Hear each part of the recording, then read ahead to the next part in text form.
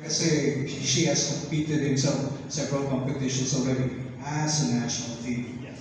Okay, so anyway, Inisa,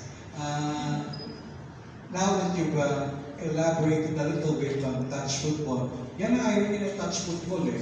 Touch football is a no-touch sport, di ba?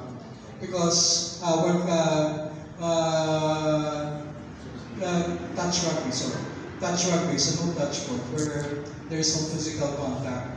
Could you elaborate, for example, so it's a six-a-side for the benefit, because for most of our listeners and our readers, this is an unfamiliar sport. Could you kindly elaborate for how many, so six-a-side, how many players, etc., how many periods, etc., in the scoring system? So it came from full contact rugby. So it is a non-contact version of it. So now it is called either touch or touch football. For us Filipinos, I think we can better imagine it na para siyang patentero or mataya-taya na may bola. So again, the game is played 6-on-6. For official game duration is 40 minutes, 20-minute halves on a field na may size na about 50 by 70 meters. What's good about it is it's also a sport that can easily be adjusted in terms of the duration and the field size depending on the level of competition. But for yung official, it's 50 by 70 meters and then 6-on-6, 40 minutes yung time.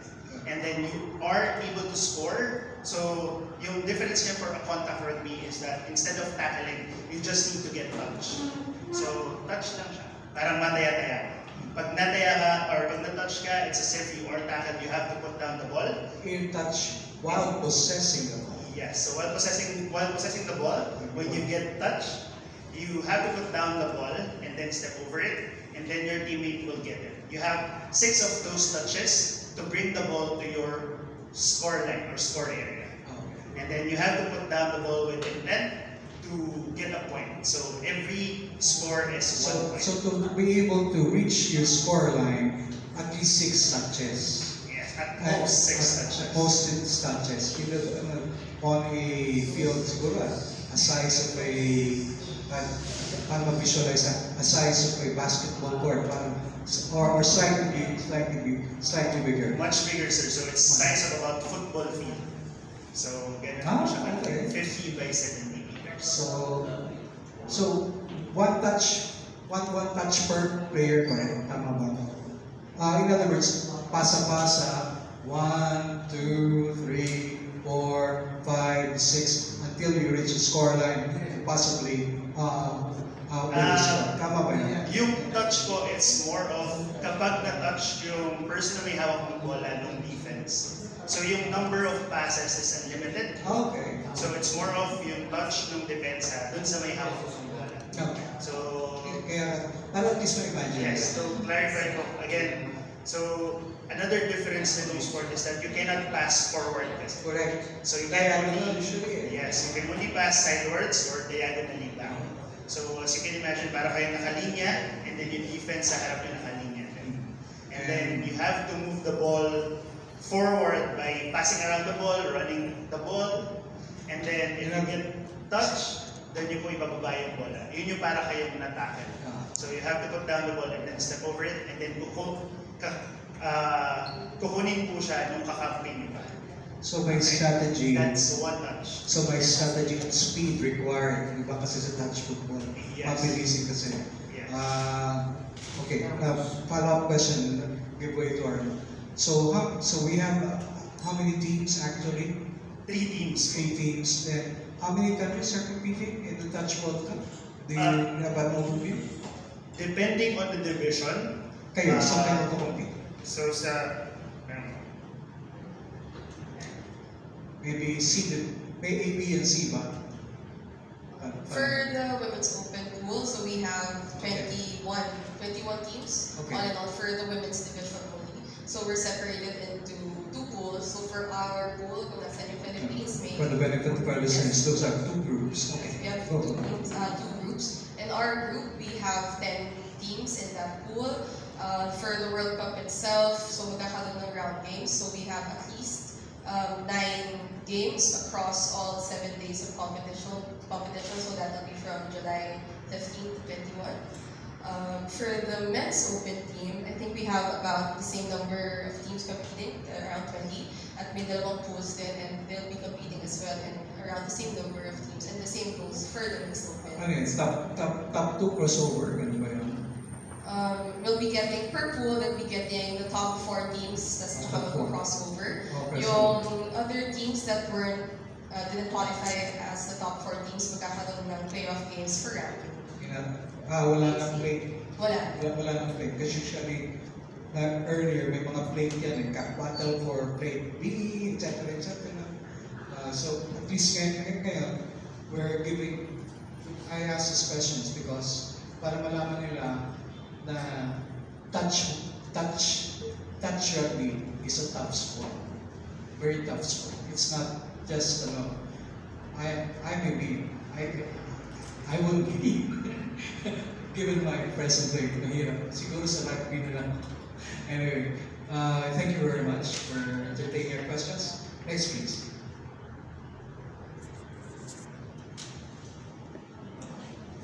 So, a better context regarding your sport. Are you a member of the POC?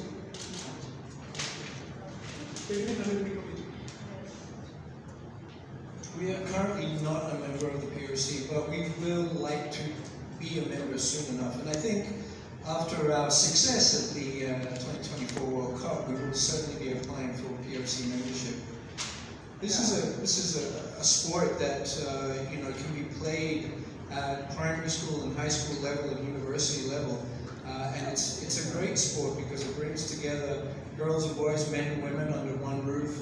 It shows teamwork. There's a lot of life skills that can be learned from this as a team sport.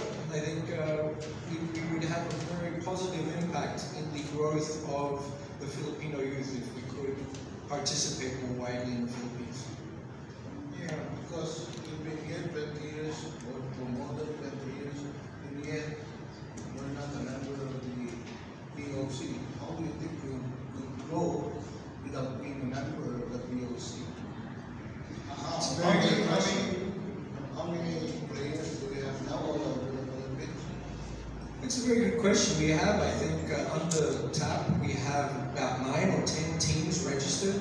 There is, I think, even one in Cebu, right? And we do hold competitions, monthly competitions at some point per year. So we fund this all through our own love for the sport. All the board members do it because they want to give back. Coach Chodo and Coach Moline, I mean, they've actively participated in the sport for many years, looking to train schools, high schools, universities, and we get people involved because they find it fun. It's a great activity. It's a great community sport. So at the moment, we haven't had to rely on government money or assistance. Everything has been done through the activity of individual members because of the love of the sport. What's the difference between flag football and touch rugby? Marami pong difference yung sa flag. It's both a non-contact sport. And flag football came from naman po sa American football. And then again, touch is with sa rugby naman po, the non-contact version of it. Another difference is with flag football, you can pass forward, and you also have a clip that you need to, a flag na you need to get para ma-consider kang matackle. With touch, wala pong necessary na basta matouch ka, kabuhok, kadamit, basta matouch ka, you are considered na natackle. This is when you reach the end line or the goal, how many points? 1 point. 1 point. Don't touchdown like 6 points. Wala po. So it's 1 try, 1 score, it's 1 point per try. I see. I wish you the best of luck and for the World Cup, and when you come back, I know that you will be bettering your performance on the past two World Cups, and probably I would help you become members of the Filipino Youth. Yes, that's actually yung kaya po kami nasa mga ganitong forum is because we are hoping and looking for one sponsors and to be accredited as well by PSC and POC. Again, Touch has been here 20 years, katulad po na nabanggit nyo. Pero it's only now that it's becoming more competitive. The organization is becoming more structured and really pushing for the sport to grow in such a level na buong bansa yung makapture. Kaya yun din po yung goal na para yung national organization po, which is PSC and POC, for us to be recognized.